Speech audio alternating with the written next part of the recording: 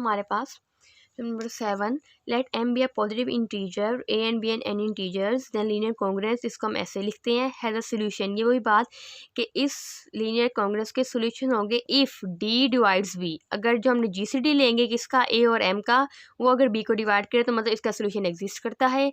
In case d divides b the given solution has d mutually incongruent solutions modulo d। मतलब कि उसके कितने incongruent solutions होंगे, किस फॉर्म में होंगे, इस फॉर्म में। ठीक है, जो मैंने आपको बता दिया। अब हमने ये फाइंड करना है, कैसे हम करेंगे। हमने जैसे ऑब्जर्व किया है कि हमारे पास ये क्या है, कांग्रुएंस दिया गया, लीनियर कांग्रुएंस इस फॉर्म में। ठीक है, अब कहा गया है हैज़ अ सोल्यूशन। इस थ्योरम में क्या गया है, the congruence has a solution if and only if the Diophantine equation has a solution. इसको हमने डायफोंटाइन इक्वेशन से लिंक कर दिया है कि जारी बात है, इसको हमने डायफोंटाइन इक्वेशन में कन्वर्ट किया। हमने कहा कि अगर इसका सोल्यूशन एग्जिस्ट करता है। देखिए ना, अब आपने एक चीज़ नोट की होगी, डायफोंटाइन इक्वेशन का जब हम चेक करते हैं कि उसका सोल्यूशन एग्जिस्ट करता है, इस कांग्रुएंस का जो मैंने आपको बताया सोल्यूशन एग्जिस्ट करता है, एक ही मेथड है ना कि हमने पहले GCD लिया और फिर हमने ये चेक किया d डिवाइड c उसमें था और इसमें d डिवाइड्स b। तो एक ही क्राइटेरिया से हमने कह दिया है the solution if and only if the Diophantine equation, इसको हमने डायफोंटाइन इक्वेशन में कन्वर्ट किया। अगर इसका सोल्यूशन है, ठीक है, अगर ये कंडीशन सेटिस्फाई करती है तो ही इसका सोल्यूशन एग्जिस्ट करेगा। ये चीज़ तो आप पहले भी कर चुके हैं। अब मैंने इसको बता दिया, इसको हम एक लीनियर डायफोंटाइन इक्वेशन में कैसे कन्वर्ट करते हैं वो हमने इस तरह कन्वर्ट कर लिया है। और हमने GCD किसका लेना है, a और m का हमने GCD ले लिया। और क्या होगा, if d is equal to a और m and d divides b, तो कहेंगे इसका सोल्यूशन एग्जिस्ट करता है। ठीक है, जब सोल्यूशन एग्जिस्ट किया तो हमने कह दिया also if x not y not is the solution of Diophantine equation. हमने कह दिया, हमने सोल्यूशन फाइंड कर लिया कि x नॉट और y नॉट क्या है, इसके सोल्यूशन है डायफोंटाइन इक्वेशन के। तो हमने then x nought is a solution of, तो x नॉट क्या मैंने आपको पहले भी बता दिया, इसका सोल्यूशन है ax is congruent to b module m। x nought इसका सोल्यूशन है। तो अब हमारे पास जितने सोल्यूशन एग्जिस्ट करते हैं हम उसको किस फॉर्म में लिखते हैं। इन फैक्ट वी हैव कितने हैं, एक्स नॉट, ठीक है, पहला सोल्यूशन। फिर दूसरा क्या आ गया, x not plus m over d. फिर तीसरा क्या आ गया, x not plus 2 m over d. सोन क्या आ गया, x not plus d minus 1 m over d. इतने सोल्यूशन आ गए हैं किसके, a x is congruent to b modulo m के। तो हमारे पास अगर ये कंडीशन हो गई तो हमारे पास इतने सोल्यूशन एग्जिस्ट करते हैं। ठीक है, अब क्या, अब यहाँ पे हमारे पास आया है, यहाँ से देखिए, x not plus j m over d is congruent to x not plus k m over d modulo m. ठीक है, अब ये क्वेश्चन है इफ़ सपोज हमने किया एक्स नॉट, ठीक है, x not plus j m over d हमने यहाँ से ले रहे हैं। ठीक है, जैसे x not plus m over d था, अब हमने और यहाँ पे 2 है, 3 है, 4 है, तो हमने जे सपोज कर रहे हैं। X not plus j m over d is congruent to x not plus k m over d. और के और जे का क्या बताया गया है, 1 is less and equal to j, k is less and d. Means के इस जे और के की जो वैल्यू होगी वो या तो 1 होगी या 1 से बड़ी होगी और डी से छोटी होगी। ठीक है, ये कह दिया गया है यहाँ पे। इस यहाँ पे जो जे आएगा, जाहिर बात है, अब जैसे मैं आपको पहले भी बता चुकी हूँ अब ये क्वेश्चन यहाँ पे लिख दी गई है, जब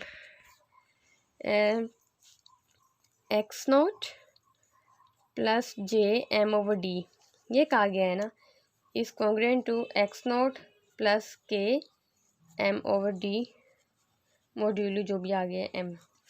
अब देखें एक्स नॉट इसकी वैल्यू क्या कह दी है, 1 से बड़ी होगी और डी से क्या होगी, छोटी होगी।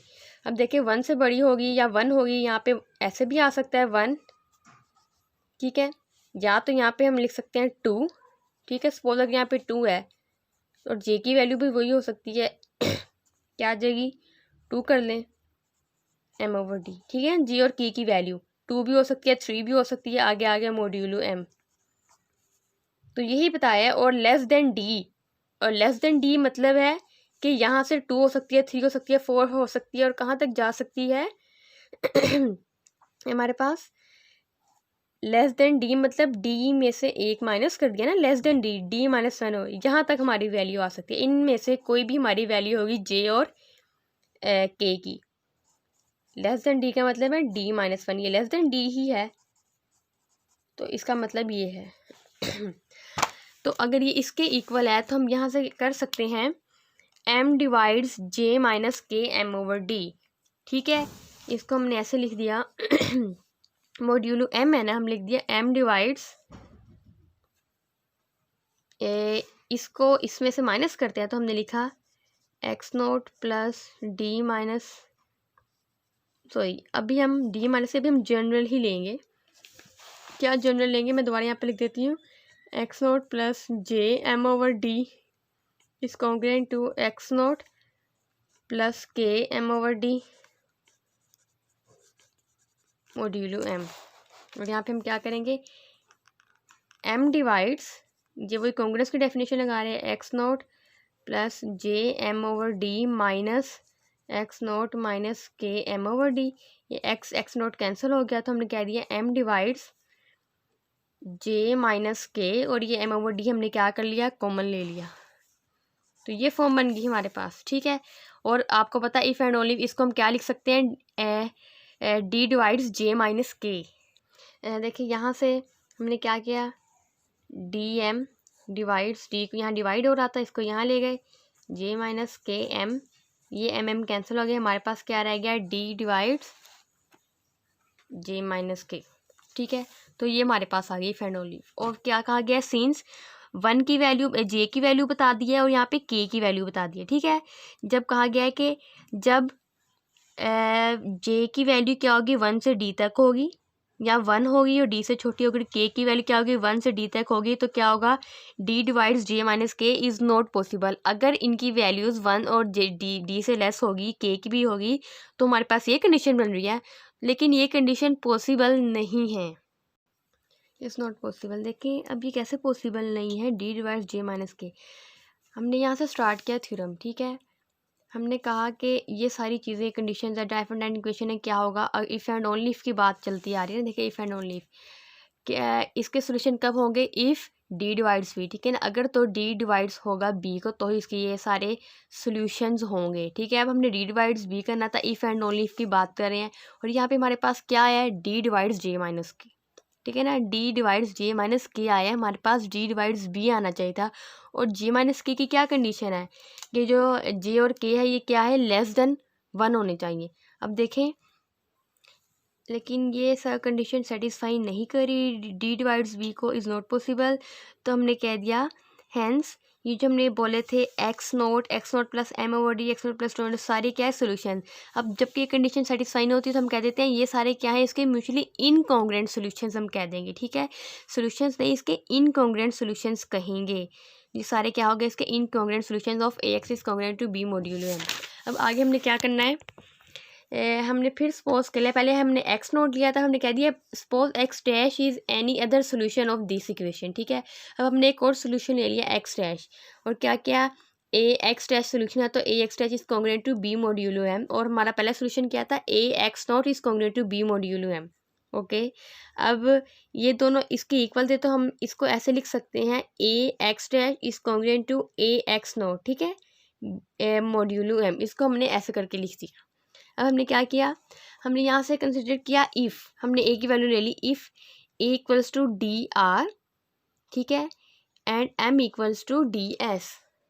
देखिए कैसे आया है, ये चीज़ है ना, हमने कह दिया d divides a and d divides M.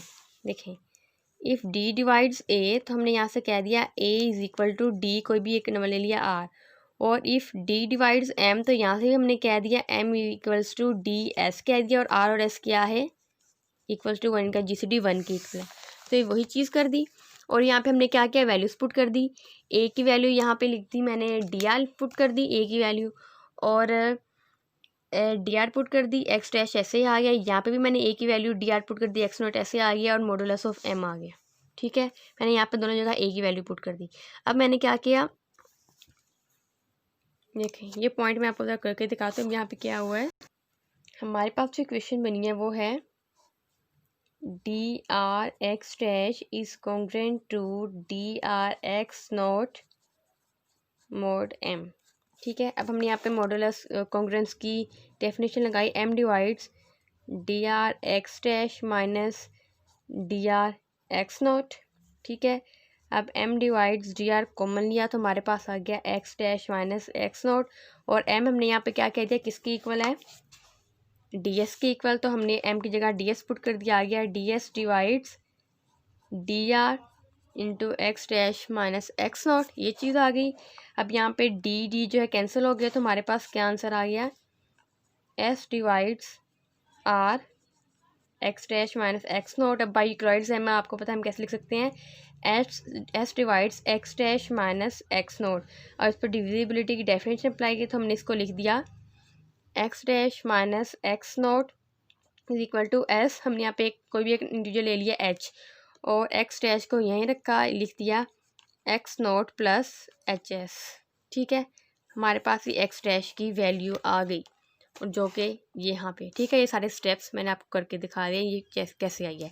अब बाय डिवीजन एल्गोरिथम, जब हमने इस पर डिवीजन एल्गोरिथम लगाया, हमने एज को लिख दिया, ये डी है, डी क्यू प्लस टी, ठीक है, डी क्यू प्लस टी लिख दिया, और एक्स एज डिवीजन एल्गोरिथम हमने एज की वैल्यू लिख दी, और एक्स डैश किसके वाला गया, एक्स नॉट, यहाँ पे एज की वैल्यू पुट की, इसको सिंप्लीफाई किया तो हमारे पास ये वैल्यू आ गई, x not plus D Q S plus T S. Okay, अब यहाँ पे डी और डी क्यू एस है, ठीक है, तो हमारे पास डी एस की वैल्यू एम है, तो डी एस की वैल्यू हमने यहाँ पे एम पुट के साथ क्यू ऐसे आ गया प्लस टी ऐसे आ गया, और यहाँ से हमने एस की वैल्यू निकाली एम ओवर डी, तो हमने यहाँ पे एम ओवर डी पुट कर दिया। ठीक है, अब हमारे पास ये फॉर्म आ गई, x dash is equal to x not plus m q plus d m over d. अब देखिए ये हमारे पास एक इक्वेशन है, इससे हमने कॉन्ग्रुएंस की इक्वेशन बनानी है। अब देखिए ये इक्वेशन बनी है हमारे पास, x dash is equal to x not plus m q plus d m over d, इसको हमने बस रीअरेंज किया, x not plus d m over d plus m q. अब मैंने आपको लीनियर डायफेरेंटाइन इक्वेशन में कन्वर्ट करना सबसे पहले सिखाई है ना, कि हम एक लीनियर कॉन्ग्रुएंस को लीनियर डायफेरेंटाइन इक्वेशन में कैसे कन्वर्ट करते हैं। जैसे देखें, मैंने लिखा था 6x is congruent to 15 mod m, ठीक है ना, इसको मैंने लीनियर डायफेरेंटाइन इक्वेशन में कैसे कन्वर्ट किया था, मैंने किया था 6x माइनस 15, सॉरी ये हमारे पास था 21 डिवाइड्स 6x माइनस 15, और जब डिविजिबिलिटी की डेफिनेशन मैंने लगाई थी, इसको मैंने कर दिया था 6x minus 15 equals to 21y। ठीक है, तो ये एक लीनियर डायफेरेंटाइन इक्वेशन की फॉर्म बन गई थी, इसको मैंने कह दिया 6x minus 21y is equal to 15। तो इसको जब मैं लीनियर डायफेरेंटाइन इक्वेशन में कन्वर्ट करूँगी, वो लीनियर कॉन्ग्रुएंस में कन्वर्ट करूँगी, वैसे करूँगी। तो इसी तरह हमने इसको लीनियर कॉन्ग्रुएंस में कन्वर्ट किया, तो हमारे पास ये इक्वेशन बन गई। तो देखिए यहाँ पे हमने वही किया है, इसको हमने एक लीनियर डायफेरेंटाइन इक्वेशन की फॉर्म बन गई थी, इसको हमने लीनियर कॉन्ग्रुएंस में कन्वर्ट कर दिया। देयरफॉर द कॉन्ग्रुएंस हमारे पास क्या थी, जो जनरल ए कॉन्ग्रुएंस थी, a x is linear congruence, a x is congruent to b modulo m if admits a solution x not, ठीक है ना, अगर इसका एक सोल्यूशन एग्जिस्ट करता है x not has d and only d mutually incongruent solutions, तो इसके ये डी इतने इनकॉन्ग्रुएंट सोल्यूशंस होंगे, x not plus m over d, x not plus 2 m over d, so on x not plus d minus 1 over d m, so on. तो इसके ये कितने होंगे, ये सारे होंगे म्यूचुअली इनकॉन्ग्रुएंट सोल्यूशन एग्जिस्ट करेंगे।